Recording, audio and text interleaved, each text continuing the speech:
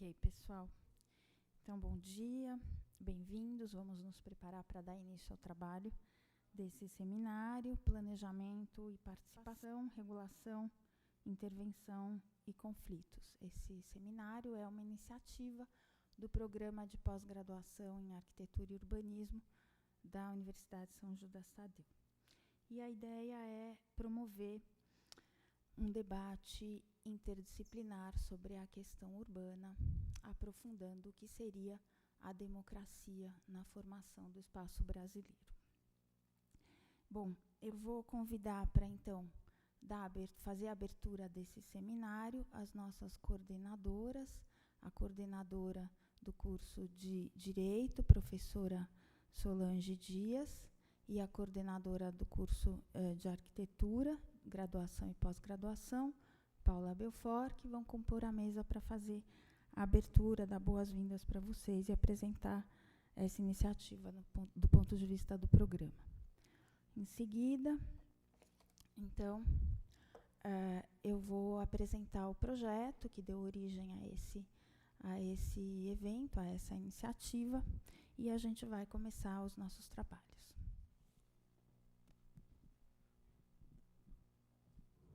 Bom dia aos presentes. O seminário Planejamento e Participação, Regulação, Intervenção e Conflitos é uma atividade do curso de pós-graduação de Arquitetura e Urbanismo, né, da São Judas, e do curso de graduação de Direito, ou seja, um evento interdisciplinar.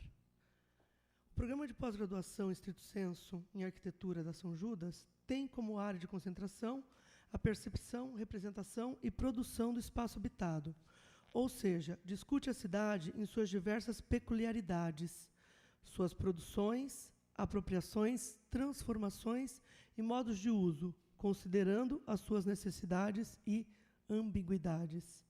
O programa, organizado em 2 linhas de pesquisa, visa a investigação sobre arquitetura e cidade e sua articulação com outras áreas do conhecimento.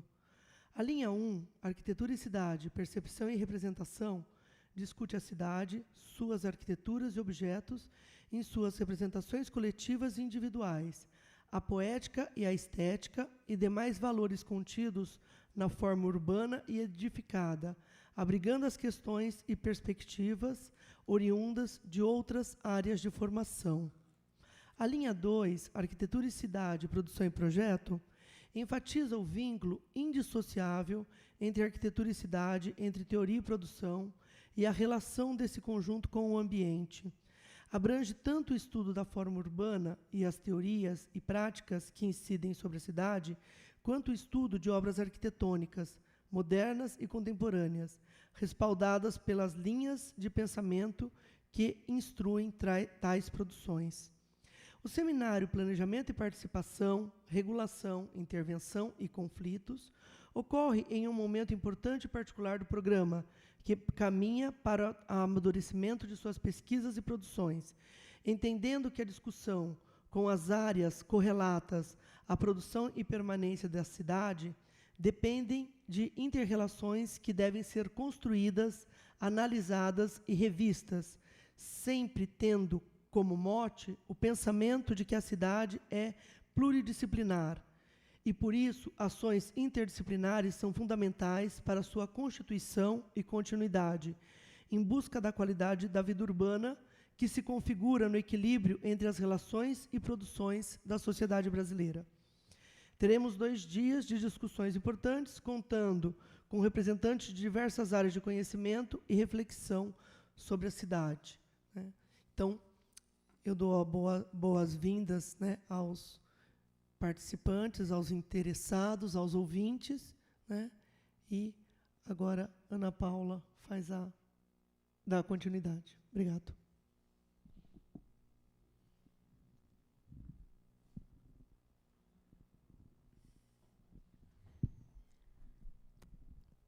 Obrigado, Paula. A ideia é essa mesma, interpretar a cidade a partir das suas várias competências, né, enxergando a interdisciplinaridade entre as áreas e tentando decifrar a constituição do espaço e da democracia. Eu vou passar a palavra agora para a professora Solange, do curso de Direito, que vai dar, então, as boas-vindas a vocês. Obrigada, Ana Paula. Bom dia a todos.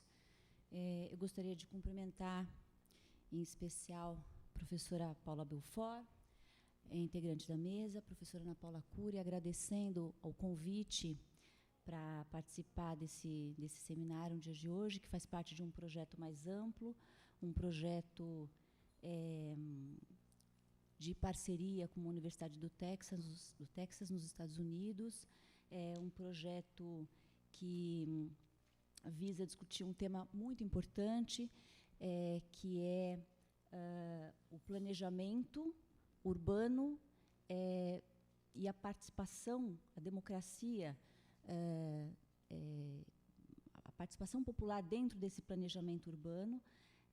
O tema do projeto é Planejamento e Participação, uma nova agenda para as políticas urbanas e ambientais no Brasil, não é isso, Ana Paula?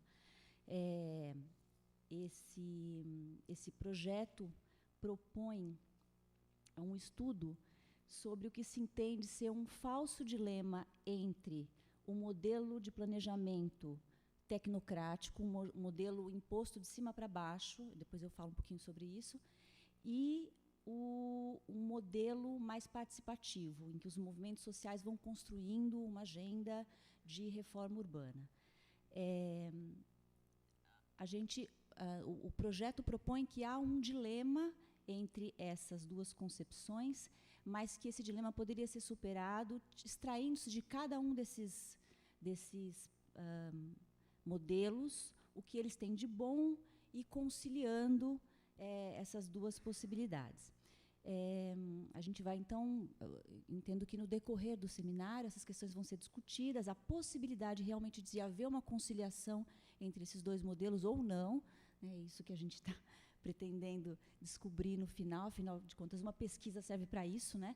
Serve para a gente colocar uma questão difícil e tentar, e debatendo sobre ela, a gente tentar chegar a uma conclusão, ainda que ela não seja de consenso, mas que cada um consiga chegar à sua conclusão.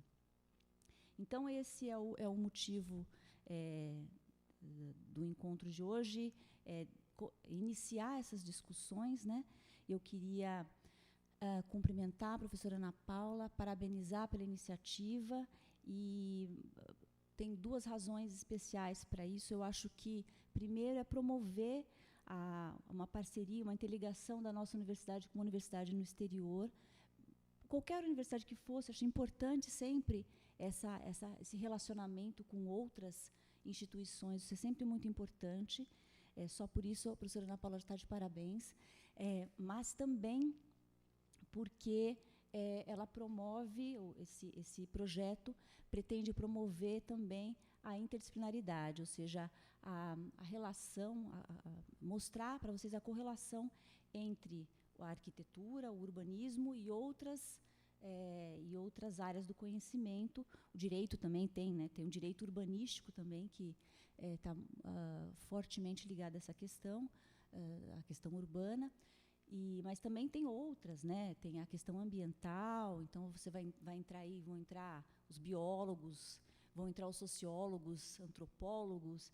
Então, por quê? Porque as questões urbanas, a resolução dessas questões, ou pensar sobre essas questões, necessariamente passa por pelo conhecimento, ou pela discussão dentro dessas ciências. Não é possível se pensar num problema urbano, num problema que atinge a gente no dia a dia, no nosso cotidiano, o trânsito, as enchentes, a falta de moradia, sem passar pelo direito a como essa cidade que diz, né, da forma como essa cidade se organiza, sem passar pelos arquitetos, sem passar pelos sociólogos.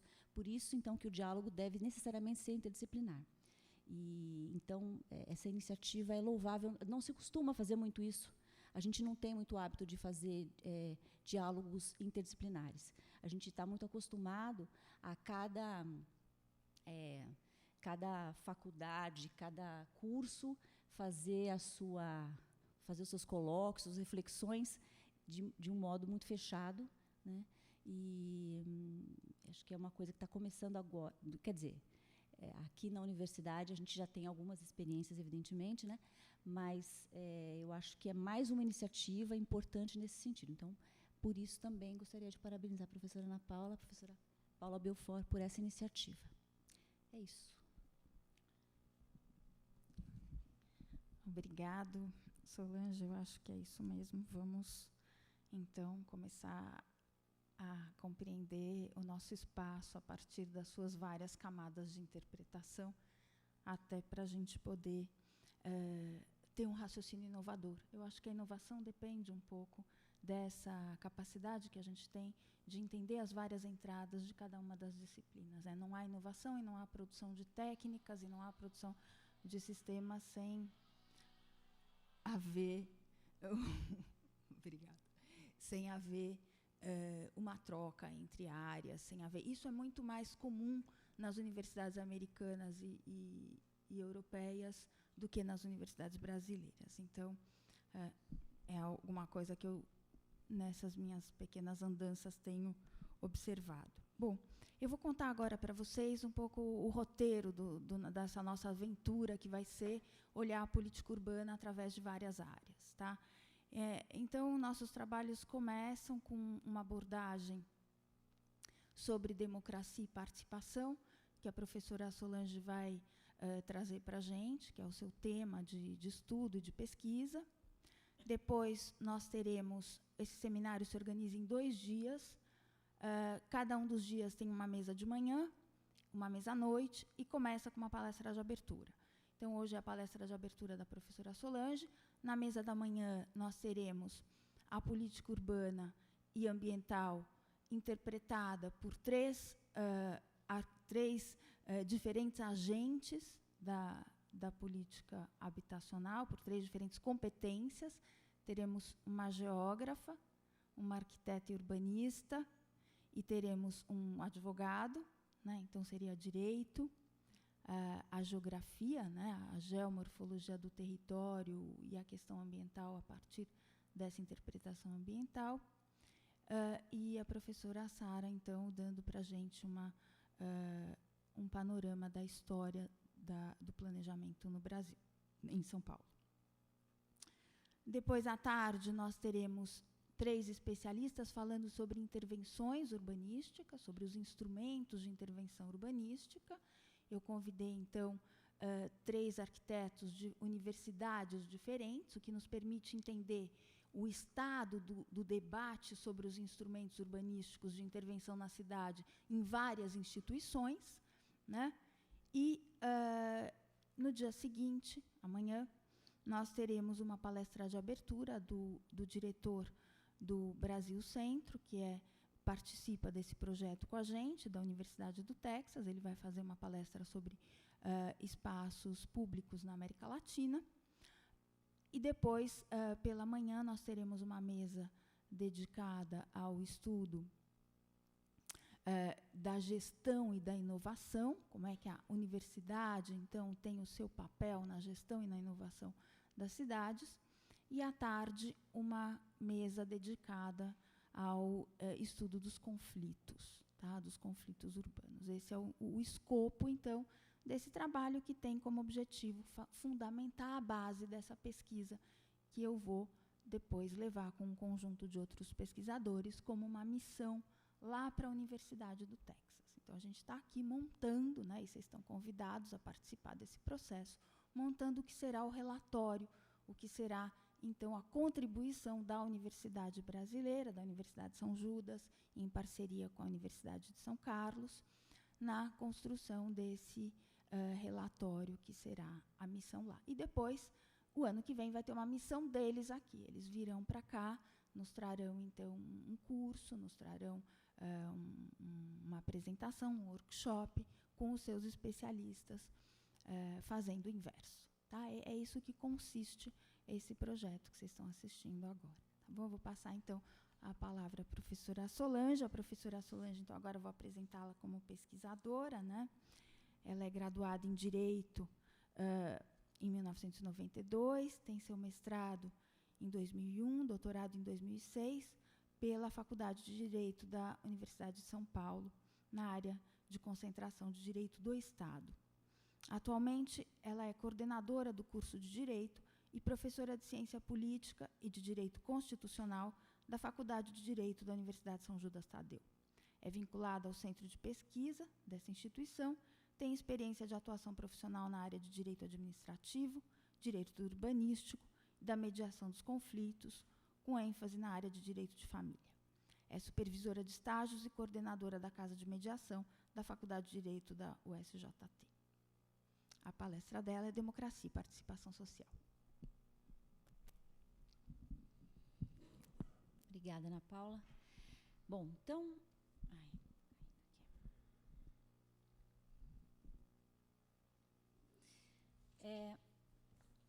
pretendo falar com vocês, então, sobre o tema da democracia e da participação social. Primeira coisa, antes de a gente começar, eu queria propor que a gente fizesse realmente uma conversa aqui, que a gente fizesse de forma interativa. Eu vou começar a falar, se vocês sentirem que há necessidade de intervir, de perguntar alguma coisa, fiquem à vontade para interromper. Eu acho mais interessante fazer dessa forma do que ficar falando, e de repente vocês ficarem com alguma dúvida, porque uma parte da minha fala está... eu estou trazendo uma parte da minha fala a partir de uma dissertação da minha dissertação de mestrado de 2001, que foi sobre o tema da democracia participativa. Então, eu vou falar coisas que talvez pressuponham alguma coisa que eu tenha escrito ou falado lá atrás e que não vou trazer aqui pelo tempo reduzido que a gente tem para o tema de uma palestra, né? Eu estou trazendo o assunto de uma tese inteira para uma palestra. Então, talvez fique alguma coisa obscura, alguma coisa não inteligível por vocês. Então, podem interromper e perguntar, que eu faço a devida explicação, se o caso, tá bom? Como eu estava dizendo para vocês, o que se propõe aqui com esse projeto é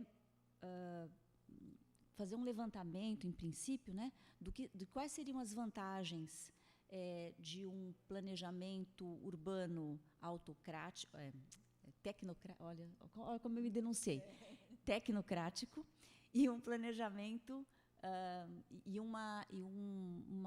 um movimento, ou uma reforma urbana, ou um trato das questões urbanas a partir da demanda dos movimentos sociais. Então, a gente tem claramente uma oposição entre essas duas posturas, que se dá pelo seguinte: nas décadas de 60 e de 70, especialmente, todos sabemos que nós vivemos um período autoritário, por isso que eu falei autocrático em vez de tecnocrático, né? A gente viveu um período de ditadura militar, todo mundo sabe, de 64 a 84, 85. Durante esse período, mas ainda antes disso, mas especialmente durante esse período, o planejamento urbano ele existia a partir de uma lógica estruturada de cima para baixo. Então, o governo federal tomava conta dessas questões, porque a gente tinha aí uma migração, né, do campo para a cidade. Tudo isso aconteceu especialmente na década de 60, 50 e 60 no Brasil. Então, uma migração do campo para a cidade,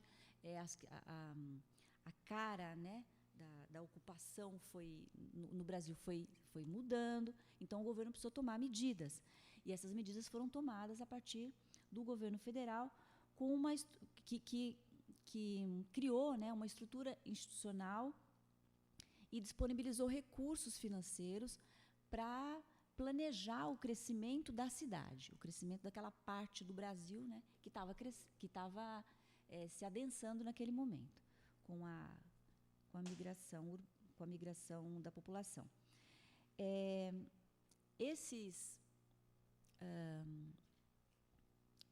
Essa política de planejamento, ela foi perdendo a força a partir da década de 80, quando o mundo, na verdade, o Brasil, mas também o mundo, entra numa crise financeira, em que o governo deixa de ter dinheiro para investir nessas questões, e também com a abertura democrática aqui no Brasil, em que os movimentos sociais passam a reivindicar, a demandar e a colocar como preocupação central as questões urbanas, né? E as questões sociais de uma forma geral, né? Saúde, educação, mas também transporte, também moradia. E, com a abertura democrática, a queda do governo militar, houve uma espécie de repúdio a essa política anterior, que era a política do planejamento centralizado, do planejamento que vinha a partir do governo federal. Então, se criou uma verdadeira oposição, uma verdadeira rixa entre planejamento tecnocrático, planejamento feito pelos técnicos do governo federal, por um lado, e as demandas pela reforma urbana que vinham sendo colocadas pelos movimentos sociais.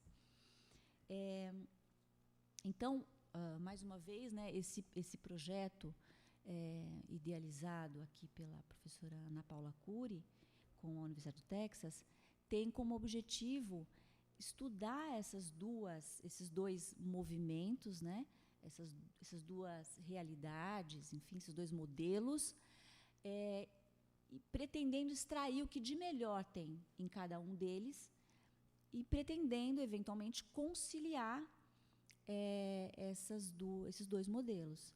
O que a gente não sabe é se é possível conciliar. Essa é uma dúvida que eu coloco desde já. Eu já falei com a Ana Paula que acho que é uma coisa que a gente não pode assim, não colocar como pressuposto absoluto. A gente precisa ter a abertura de, eventualmente, questionar essa possibilidade, né? Eu tendo a achar que é possível conciliar, tá, o planejamento tecnocrático feito por técnicos do governo com a participação da sociedade. Mas eu realmente gostaria de deixar a questão em aberto. A minha participação no dia de hoje... Bom, então, como a gente vai estudar tanto planejamento técnico quanto participação, no dia de hoje, a minha participação aqui, por conta dessa especialização que eu tenho, porque eu estudei no mestrado, essa questão da democracia participativa, então eu vou falar sobre participação social. Essa é a minha pretensa contribuição aqui para esse projeto. Bom,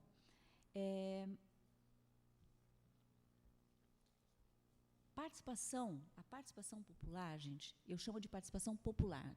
As pessoas têm que chamar de participação social, dizendo o seguinte: é melhor falar em participação social, participação da sociedade, porque quando você fala participação popular, você está excluindo alguns setores da sociedade que não são populares, né? Eu acho isso uma bobeira, porque participação popular vem de povo. Povo é o conjunto de nacionais de um Estado, né, juridicamente falando, mas, claro, a gente não está falando só para juristas, né? Mas mesmo do ponto de vista político, povo é o conjunto de cidadãos, né? Então, não exclui nenhum setor quando a gente fala de participação popular. Eu não estou falando só das classes menos favorecidas, estou falando de todo mundo, né? Então, participação social, participação popular é a mesma coisa. Então, para mim, a participação popular é um processo político concreto que se produz na dinâmica da sociedade mediante a intervenção cotidiana, uma intervenção diária e consciente dos cidadãos individualmente considerados ou organizados em grupos, em associações, com vistas a quê? Com vistas à implementação, à fiscalização e à elaboração de políticas e de atividades, a fiscalização de atividades do poder público de uma forma geral. Então, é uma intervenção cotidiana dos cidadãos individualmente ou organizadamente considerados nessas atividades. Participar significa tomar parte no governo da sociedade. Importa em dividir assentos nos espaços de definição das políticas públicas. Significa questionar o monopólio estatal como gestor da coisa pública. Implica reconhecer que interesses antagônicos podem ser legitimamente expressos como objeto de disputa. Envolve a possibilidade de competir publicamente pela prevalência no plano político dos próprios interesses. Compreende o direito de ser ouvido e de ter a opinião efetivamente considerada nos centros de poder governamental.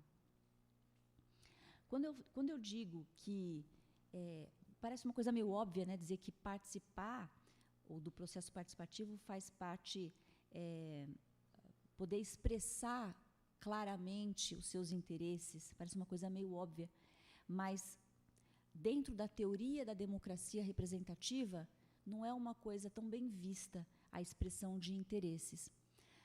Na democracia representativa, o Instituto da Representação Política tem como um dos seus princípios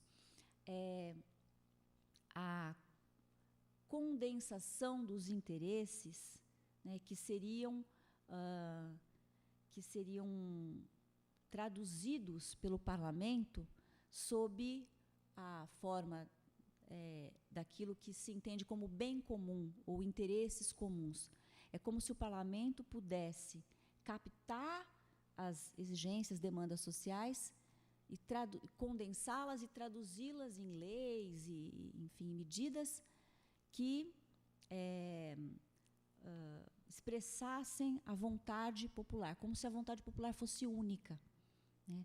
Os interesses aí, os interesses individuais, de grupos, de associações, eles são mal vistos, eles são negados, né? Não seriam democráticos, né? Então, é por isso que eu acho importante sempre... tem toda uma discussão acerca disso, né? Mostrando que, na verdade, esse bem comum é uma falácia, que esse interesse geral é uma falácia, porque a gente não tem consenso nem dentro da casa da gente, né? Como é que vai ter consenso numa sociedade com 200 milhões de habitantes, né? Que seja, a gente está falando do Brasil, né? Então, é falaciosa essa colocação de que o parlamento representa os interesses da sociedade, né? Então, acho muito importante sempre a gente ter isso em mente. E só reconhecendo isso é que a gente pode reconhecer o valor da participação como expressão de interesses de grupos, de indivíduos, cidadãos. Então, eu acho importante fazer essa colocação de início. Bom, a partir desse pressuposto, então, o meu trabalho foi construído lá em 2001, foi defendida, né, em 2001 essa dissertação, e lá eu faço a contraposição entre o modelo da democracia representativa e o modelo da democracia participativa. Mas que modelo é esse? Que democracia participativa é essa? É que naquela oportunidade, 2001, eu relacionei algumas experiências de governos municipais que estavam obtendo sucesso com a prática de com a prática de um certo modelo participativo. Por exemplo, eu sou de Santo André, nasci em Santo André, a vida toda morei lá e trabalhei no governo andreense. Estou vendo aqui um colega meu lá de Santo André, o professor Fernando Bruno, que vai participar também do seminário mais tarde, que trabalhou também na prefeitura. A gente trabalhou num governo que deu muita ênfase aos instrumentos de participação popular, né? E não só esse município, mas outros municípios experienciaram fases muito interessantes no sentido de colocar em prática esses instrumentos de participação e conseguir sucesso, tanto em eliminar alguns problemas que eram muito recorrentes para a população, quanto em captar um grau de satisfação da população com esses governos. Então, por exemplo, eu pego o exemplo de Porto Alegre com orçamento participativo. Na época, quando eu fiz a minha pesquisa, eu pude verificar que uma grande demanda que havia em Porto Alegre, quando se começa a história do orçamento participativo, era o saneamento básico. Durante os primeiros anos da prática do orçamento participativo, os cidadãos se queixavam, né, para o governo de que o saneamento básico era uma questão importante lá e que deveria ter atenção do governo. E o governo, em atenção a essa demanda, passa a adotar políticas, né, a partir de ouvir essa demanda, passa a adotar políticas para resolver essa questão do saneamento. E, depois de um tempo, essa questão sai da pauta da população dentro do orçamento participativo, que foi um processo contínuo em Porto Alegre durante alguns anos. Então, é isso. Essa experiência de Porto Alegre é muito famosa, todo mundo que estuda participação popular conhece essa experiência do orçamento participativo em Porto Alegre, e eu fiz um trabalho de colher essas várias experiências em vários municípios no Brasil que estavam se utilizando de instrumentos de participação política cotidiana e que estavam tendo sucesso com essa prática. Então, no trabalho, o que eu faço? Eu faço uma contraposição entre a democracia representativa pura e a democracia participativa que se podia observar nesses municípios que estavam adotando essas práticas, para mostrar o valor e a importância e a eficiência dessas práticas, né? Bem, no âmbito desse trabalho, eu me dedico a estudar os instrumentos de participação popular que eram utilizados que estavam sendo utilizados nos municípios dentro do executivo. Eram instrumentos dos quais o executivo se valia. Não o legislativo. Referendo, iniciativa popular de leis e plebiscito, eu não estudei muito. Estudei mais outros instrumentos, como o orçamento participativo, as audiências públicas, os conselhos municipais. Porque, justamente, uma das descobertas que eu fiz foi de que a parte do governo que era menos permeável, em princípio, a participação ou a captação das demandas da sociedade era o executivo. Justamente por quê? Porque o executivo, o parlamento, no legislativo, os vereadores, no caso do município, né, ou os deputados, enfim, no caso das assembleias ou do Congresso Nacional, eles se reúnem publicamente, eles debatem as questões, mais ou menos, né, gente? A gente sabe que não é bem assim, né? Tem muita coisa discutida na calada da noite, mas, em geral, né, as questões, a imprensa divulga, a gente fica sabendo o que está sendo discutido no parlamento. Agora, no executivo, não. No executivo, as decisões são tomadas dentro de um gabinete, por técnicos, muitas vezes, né? E justificadamente, porque tem um saber técnico ali que o povo não tem. Então, as decisões são tomadas nesse âmbito e elas são pouco permeáveis às demandas, à participação, à transparência, à publicidade. Então, foi por isso que eu decidi estudar os instrumentos que poderiam ser utilizados pelos municípios ou replicados, né, os que estavam sendo bem utilizados, que poderiam ser replicados para outros municípios nesse âmbito do governo, no executivo. Tá? Bom, naquela oportunidade, eu demonstrei, acho que eu consegui demonstrar o valor desses instrumentos, mas também de que, muito embora alguns municípios já estivessem utilizando com sucesso, eles não eram utilizados em larga escala, de que havia uma carência fortíssima de institucionalização desses mecanismos, né? Então, por exemplo, o orçamento participativo, que estava tendo um grande sucesso em Porto Alegre, ele não era institucionalizado, ele não era legalizado, não havia uma obrigatoriedade de se adotar um tipo de orçamento assim. Todo mundo sabe o que é orçamento participativo? Quando eu falo, fica...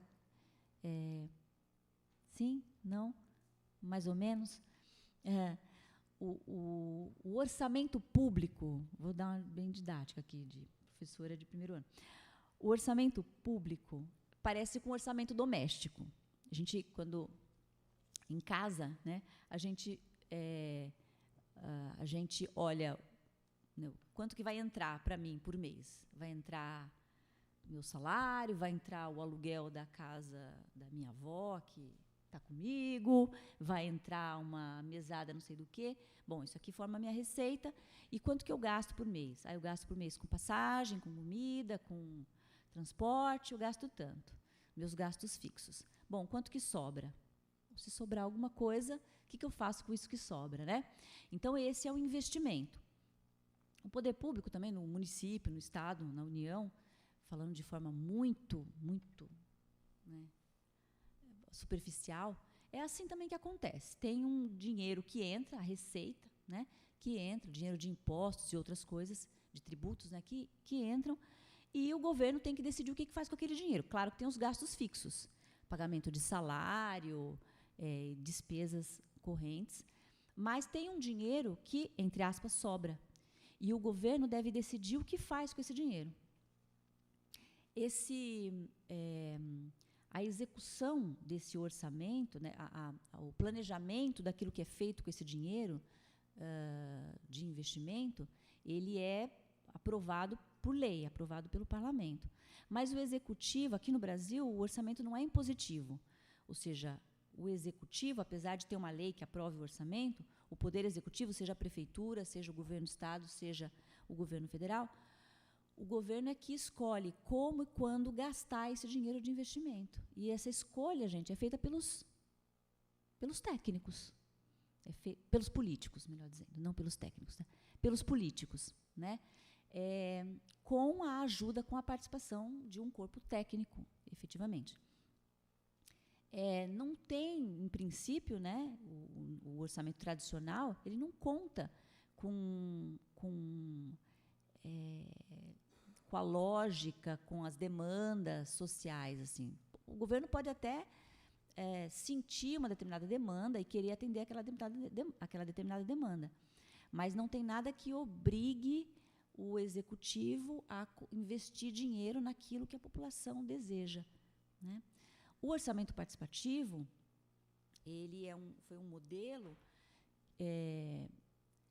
que surge nos municípios, muito praticado por municípios, por prefeituras petistas, especialmente no final da década de 80, especialmente na década de 90, e que abre à participação popular essa verba de investimento. Então, o prefeito, os técnicos vão dividem a cidade. Tem várias formas de fazer o orçamento participativo, mas eles podem, eventualmente, dividir a cidade e mostrar, em reuniões plenárias, onde é que vai ser investido esse dinheiro, tanto aquele dinheiro que é para pagar os custos correntes, né, de todo mês, mas também o investimento. O que eu faço com esse dinheiro aqui que está sobrando? Eu invisto em mais postos de saúde, eu invisto numa pista de skate, eu invisto numa praça, eu vou investir na compra de livros para as crianças na escola, eu vou investir na compra de vacina. O que eu faço? O que se faz com esse dinheiro, né? Vou investir na urbanização de favela. O que se faz com esse dinheiro? Então, nesse trabalho que eu fiz em 2001, eu vou estudar esses vários instrumentos, vou levantar, né, o que eles trazem de novidade, de bom, mas também os problemas, né, que existem na implementação desses instrumentos de participação. Uma das questões que eu encontro lá, justamente, é a falta de institucionalização. Quando o instrumento não é legalizado, não tem uma lei que exija que a prefeitura adote um orçamento desse tipo, a prefeitura adota se quiser, né? E vocês podem imaginar que é mais incômodo, é mais difícil governar dessa forma. Então, a maior parte dos prefeitos evidentemente, né, se não está comprometido com esse princípio participativo, evidentemente que não vai escolher um método mais difícil de governar. Muito mais fácil ele decidir o que vai fazer com o dinheiro, do que perguntar para o povo o que o povo quer, né? Mesmo porque surgem problemas técnicos. Aí, bom, aí no trabalho eu estudo, né, todos os problemas que advêm aí da abertura para o orçamento participativo. E um dos problemas, como eu disse, então, é a baixa institucionalização. Bem, isso foi lá em 2001, mas o quadro não mudou muito, né? Depois, ainda em 2001, veio o Estatuto da Cidade, que é uma lei muito importante aqui no Brasil, que trata também dessas questões urbanas e que tem como um dos princípios trazidos pela Estatuto da Cidade justamente o princípio participativo também, ou seja, ele sugere que os municípios devem implementar políticas urbanas a partir da lógica participativa. Mas, de verdade, durante todo esse tempo, essa questão da participação continua em latência. Ela não tem sido levada a sério, muito embora nesse período a gente pode observar que tem havido uma melhora, uma prática maior, cada vez maior, uma experiência cada vez maior em relação à institucionalização desses instrumentos, mas ainda não chegava nem perto daquilo das minhas críticas lá em 2001. Em junho de 2013, o ano passado, eclode no Brasil, todo mundo sabe, uma série de protestos nas ruas das cidades, conhecidas como as Jornadas de Junho, né? Várias manifestações populares por todo o país, que inicialmente surgiram para contestar o aumento da passagem de ônibus, né? Uma questão tipicamente urbana. E que, no começo, restrito a poucos milhares de participantes, depois foi tomando as ruas e ganhou largas proporções aqui no Brasil e repercutiu no mundo todo, né? Todo mundo sabe disso. Em resposta a essas manifestações, o governo brasileiro anunciou uma série de medidas para tentar atender uma parte dessas reivindicações, de tal modo que, por exemplo, o Congresso Nacional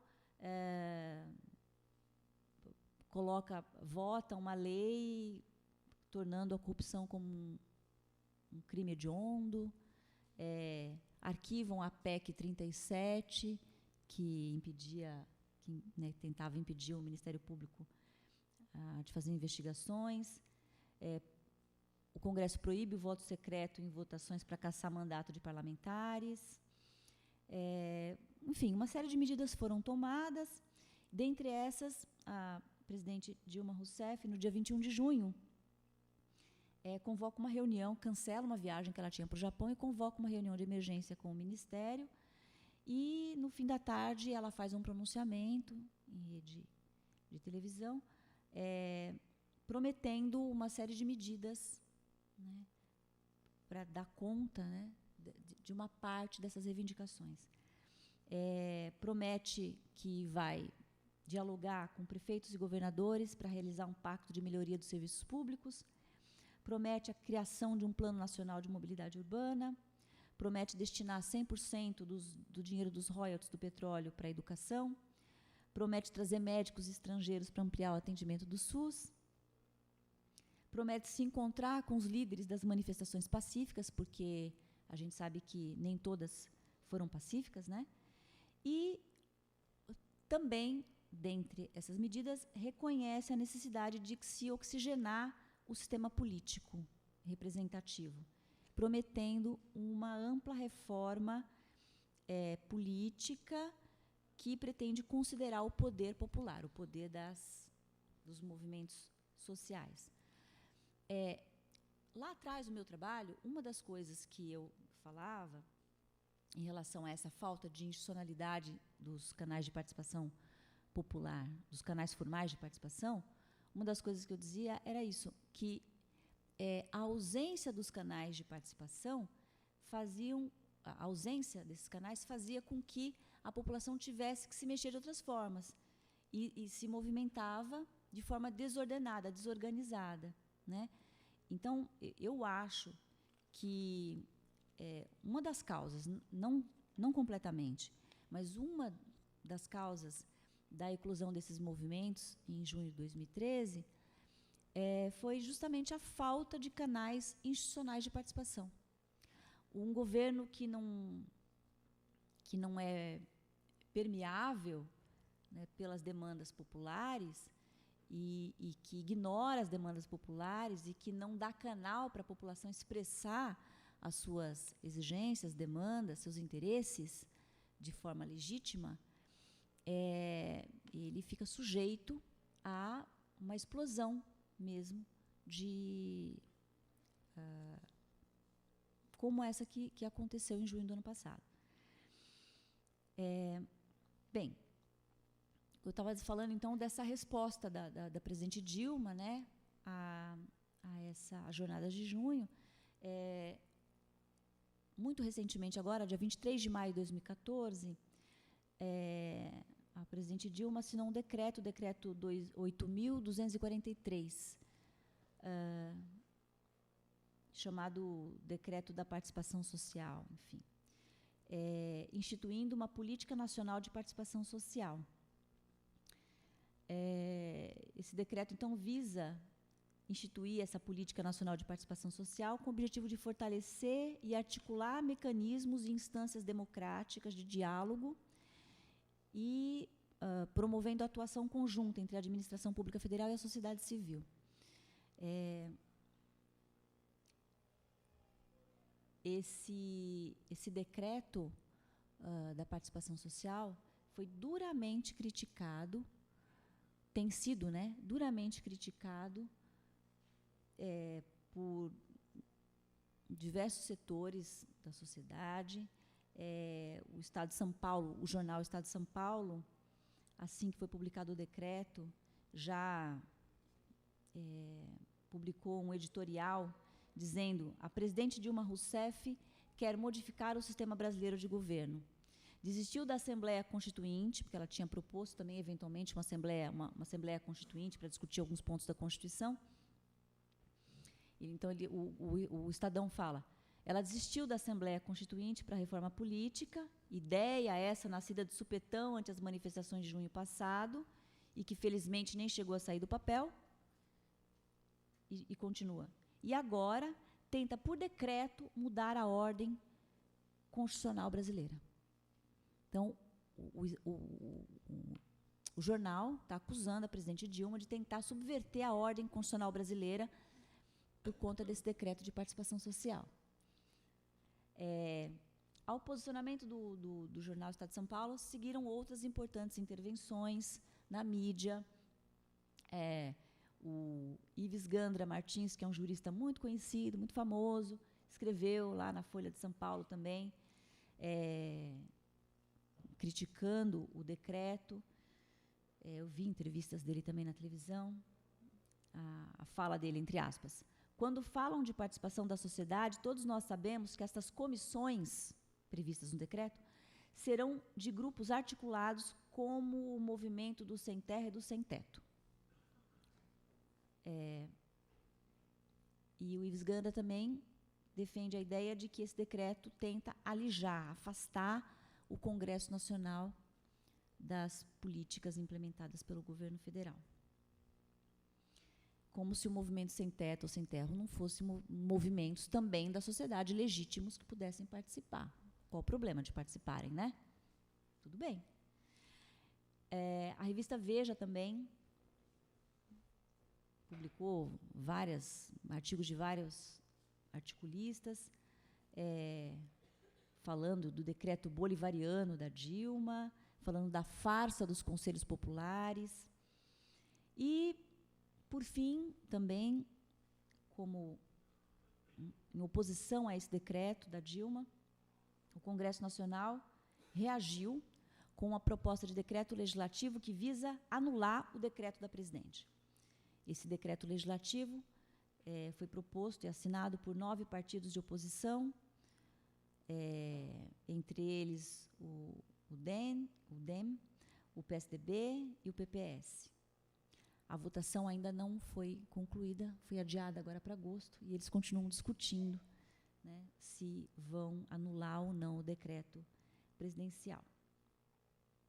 Bom, então, eu falei de alguns argumentos, né, na verdade, não alguns argumentos, estou dizendo só, mostrando para vocês algumas manifestações contrárias a esse decreto, que visa dar algum grau de institucionalização para esses conselhos, comissões de participação popular. Esse decreto, ele não chega a criar conselhos, mas ele impõe uma lógica de criação de conselhos, de comissões e de audiências dentro da administração pública federal apenas, né? Tranquilamente, fala-se também que é inconstitucional, porque está sendo criado por decreto, mas, na verdade, trata-se apenas de regular a administração pública federal. Não vejo inconstitucionalidade também nisso. A gente pode discutir isso depois.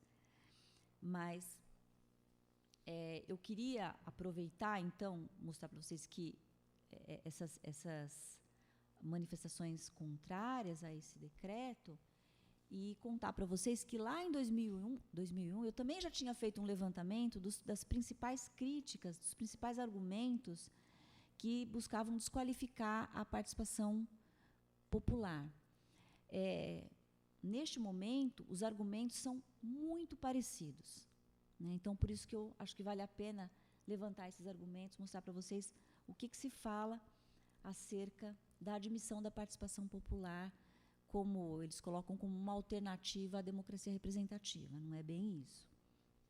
O primeiro argumento é de que a adoção de um sistema participativo acarretaria no enfraquecimento dos partidos políticos, das lideranças políticas e no esvaziamento do próprio legislativo, e que isso colocaria em risco o regime democrático. Bom, não me parece que o advento de uma democracia representativa seja causa do enfraquecimento da democracia representativa, da representação política.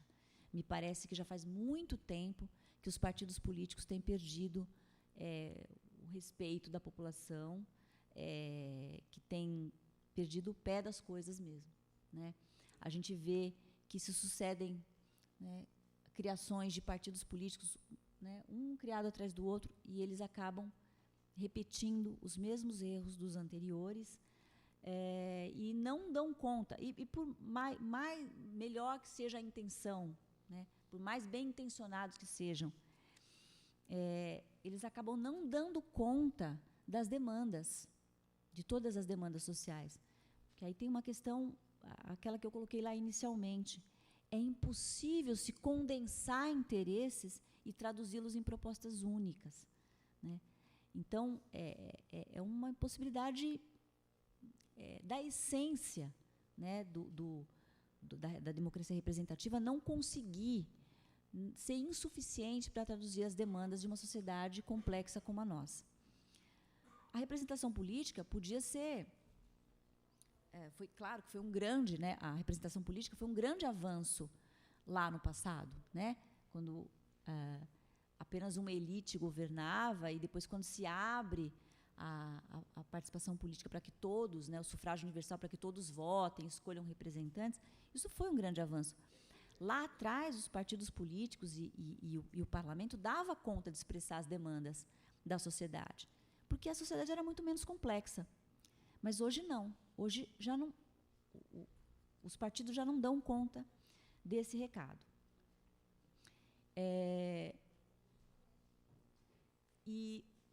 Mas, de qualquer forma, ninguém pensa em substituir a democracia representativa hoje. Não vejo ninguém falando isso. Vamos instituir uma democracia direta. Então, os cidadãos vão governar e a gente acaba com o parlamento. Ninguém nunca falou disso, né?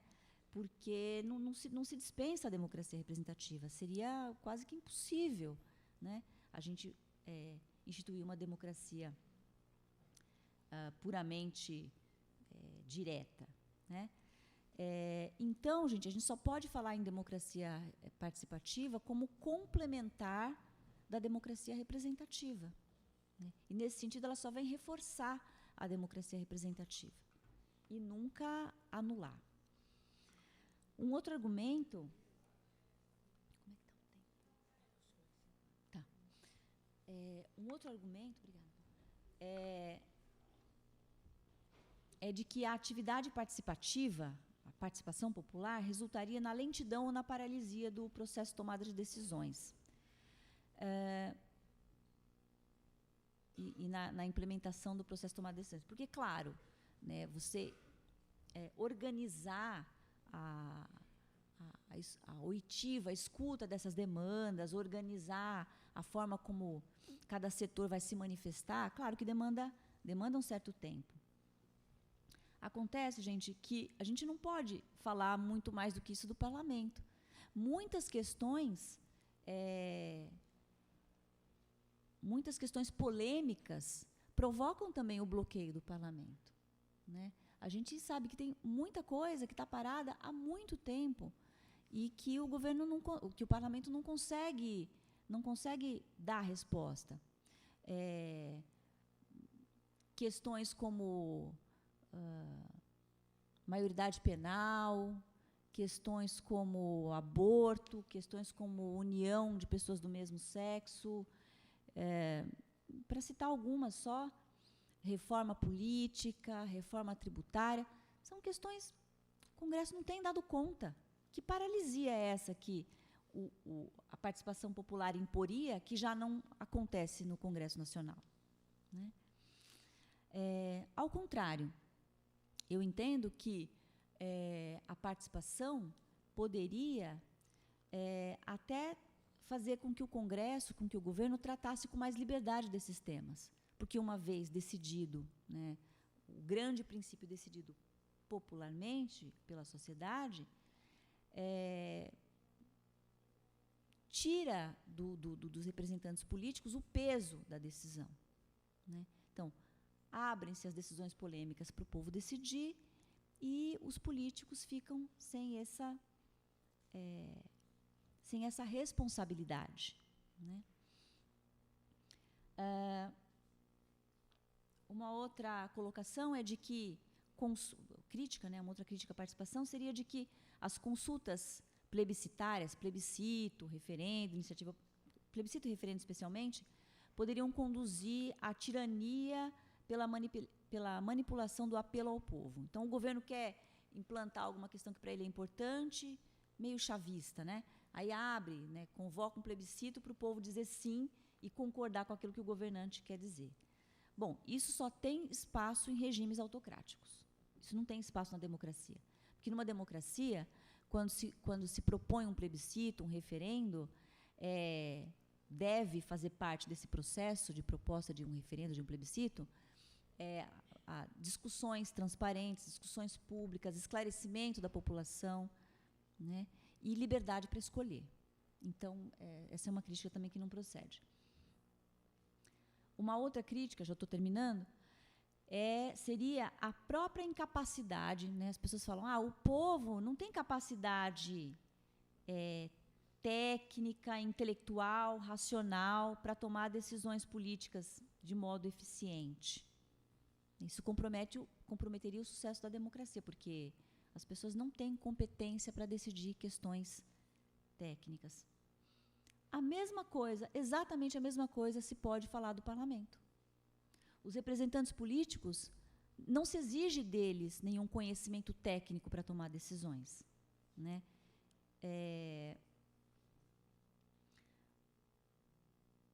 E nem por isso a gente pode dizer que todas as decisões que eles tomam são equivocadas. Primeiro, quando é necessário que haja algum conhecimento técnico, eles se valem de assessores técnicos.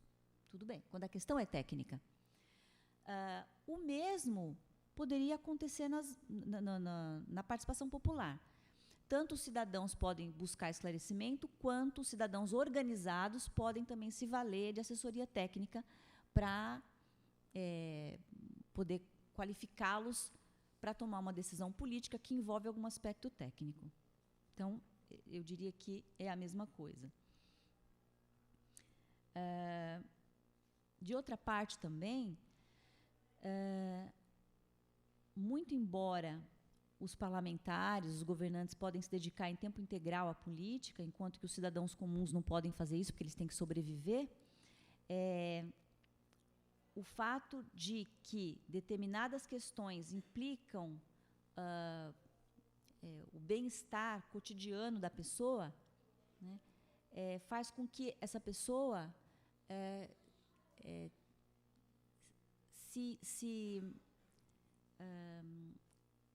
se aplique mais em conhecer as questões, em propor iniciativas que, no entender dela, podem solucionar os problemas, né, os próprios problemas.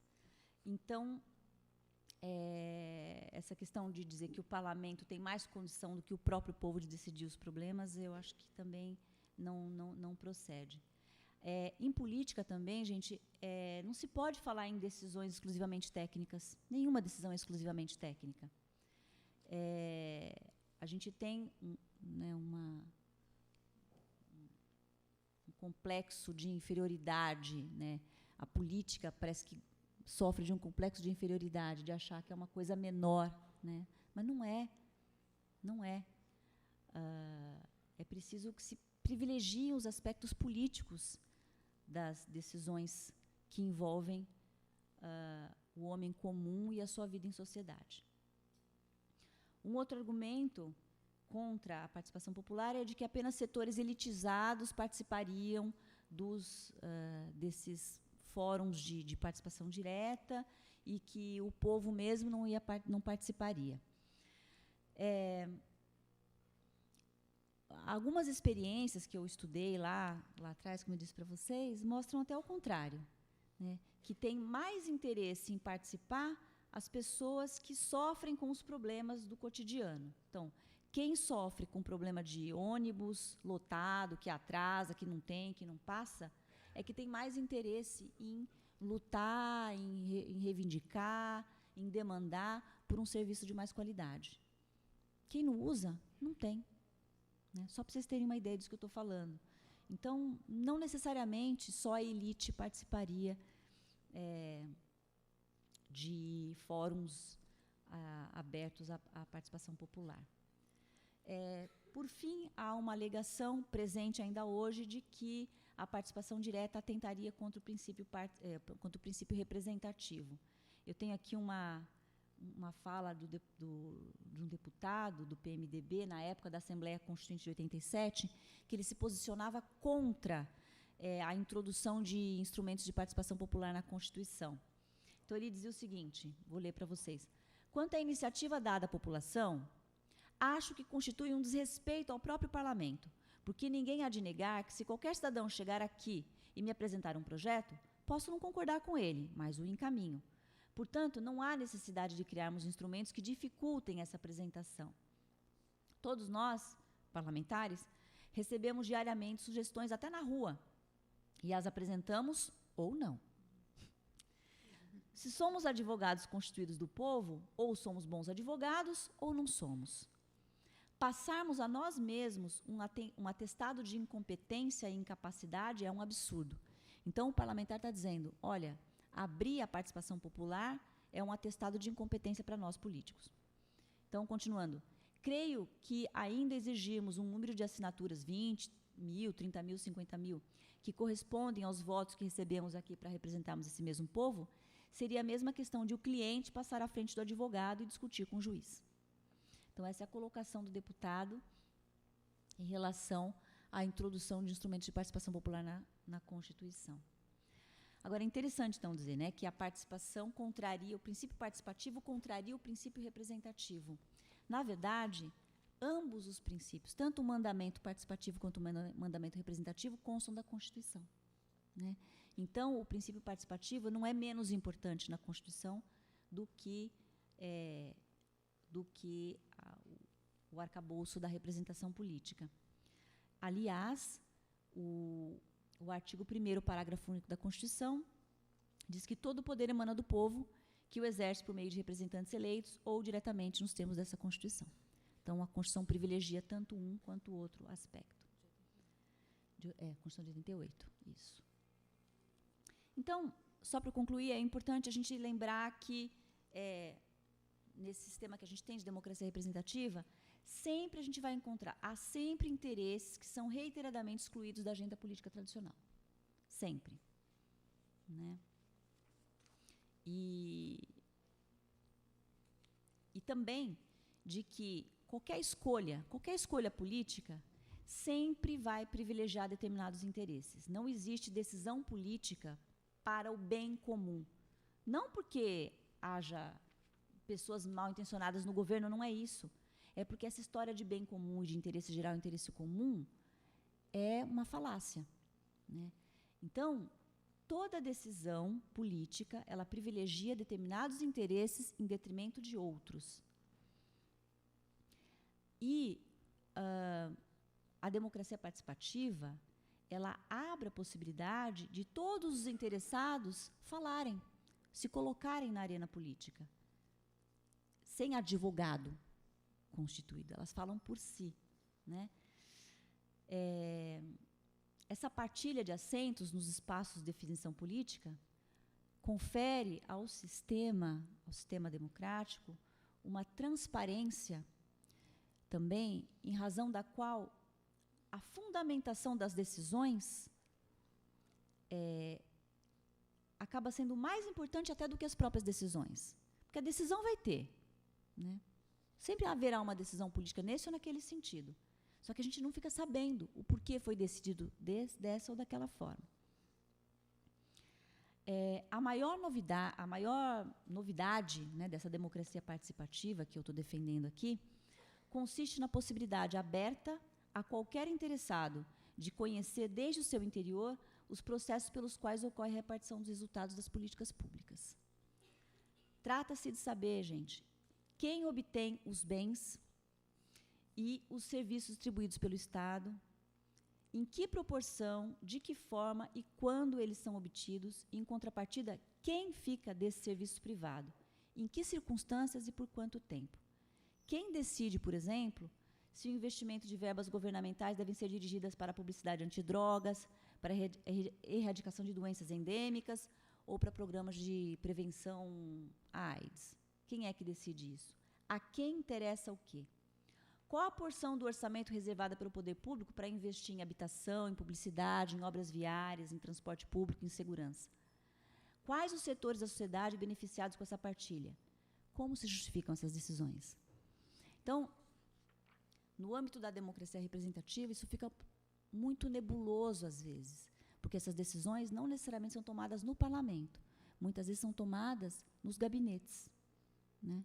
Então, a introdução desses conselhos, desses instrumentos de participação no executivo, no âmbito do executivo, poderia trazer, então, essa nova lógica para o sistema e, no meu entender, só melhora, só aprofunda a democracia.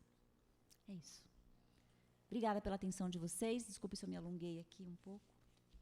Obrigada.